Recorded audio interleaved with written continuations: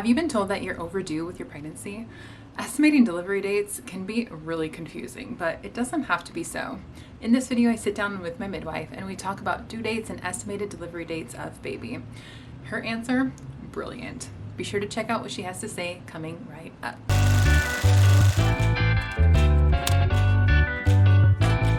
Hi, it's Kristen from Marie Naturally, a channel all about natural living and lifestyle.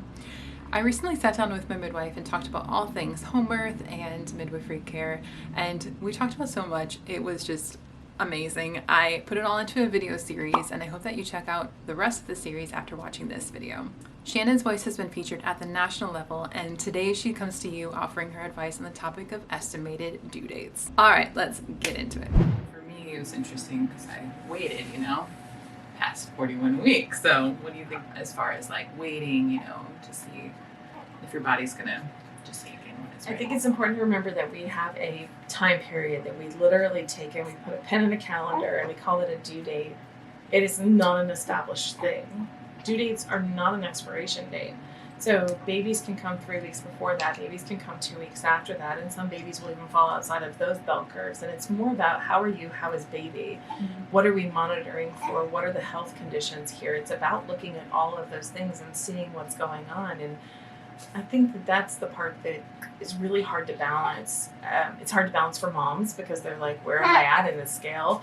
It's hard to balance for midwives because we're like, we would like for you to go in and, kind of look at baby biophysical profiles and stuff. And sometimes you get the chance to do that and sometimes you don't because then the babies decide to come anyway. And you're like, well, good. But I feel like being a baby who, in my family, we typically go 9 days post dates, that colors my brain into a space where it's like, what was your family history like? What is, the other people in your family when they're giving birth, what was your first birth like? How long afterwards? And, trying to get a grasp on that picture. Is this normal for you? It's easier as you have more babies because you start to see if there's a picture, but you always have to weigh this individual baby. What are they doing? How are they doing it? I feel like the safety security issue is huge. And it's not just home birth, it's every provider. And how your provider presents, let's check in on your baby. Let's make sure everything's good so that we can continue doing what we're doing. Let's make sure that we have a good understanding of risk so that we can continue doing what we're doing.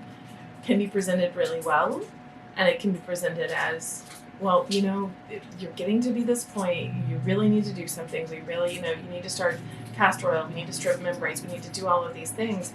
That does two things. You're trying to force the body to be ready, but worse, you're telling your brain something's wrong.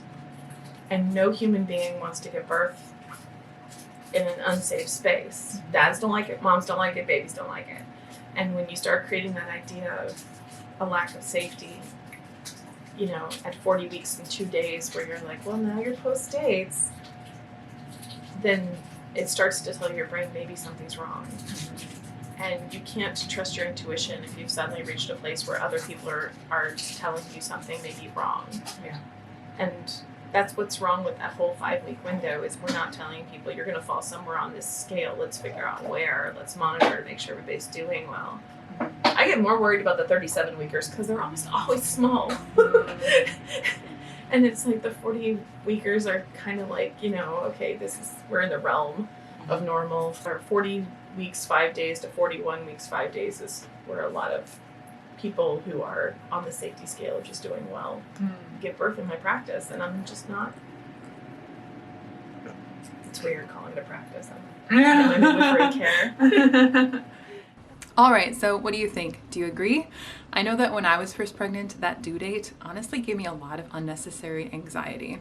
Now I like to think of it more like a due window or a due season because of course no one actually knows when baby is going to decide to come. Pregnancy can be a wild ride, and it is my hope to be a bridge and community for mothers and in motherhood. I hope that you leave a comment in the comments below so that I can hear from you. I love to get in touch with you, and please subscribe to the channel, like, share so that other people can see this video as well. I will hope to see you in the next video. All right, much love to you, mama.